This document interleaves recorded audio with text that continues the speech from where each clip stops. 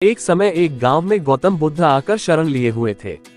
काफी लंबा सफर तय करने के बाद बुद्ध थोड़ा आराम कर रहे थे, परंतु लोग इनसे अपनी समस्या का हल मांगने हमेशा पहुंचे रहते थे। ऐसे में जहां भी वह रुकते वहां लोग लंबी कतार में जमा हो जाते और उनको अपनी समस्या बताते और बुद्ध उसका समाधान करते।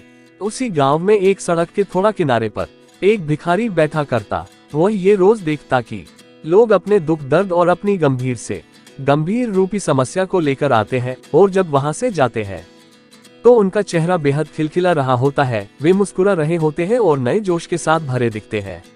भिखारी के मन में यह विचार आया कि क्यों न वह भी बुद्ध के पास जाए, उन्हें अपना हाल कह सुनाए, परंतु वह डरता था। इसके बाद एक दिन गहरे चिंतन के बाद वह भिखारी बुद्ध के पास गया। लोग लंबी लाइन में खड़े रहते और एक एक कर अपनी समस्या का समाधान लेकर वहां से चले जाते। ऐसे में गौतम बुद्ध के चेहरे पर सदा मुस्कान रहती और वे हमेशा इसी तरह समस्या का हल बताते। भिखारी भी जब उनके पास पहुंचा तो उन्हें प्रणाम करता हुआ बोला, हे भगवान, इस जगह पर सारे लोग खुश व समृद्ध है, पर मैंने तो ऐसा कुछ नहीं करा जिससे मेरे को जीवन का दुख झेलना पड़ रहा है। फिर मैं इतना गरीब और निर्धन व्यक्ति क्यों हूँ? इस पर बुद्ध बोले, तुम गरीब और निर्धन इसलिए हो क्योंकि तुमने आज तक सिर्फ मांगा है, किसी को कुछ दिया नहीं है।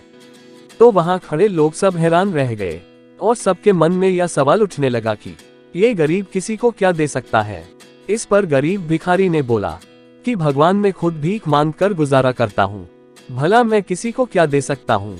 भगवान बुद्ध थोड़ी देर चुप रहे, फिर चुप्पी तोड़कर बोले कि तुम्हारे पास बहुत कुछ है देने को।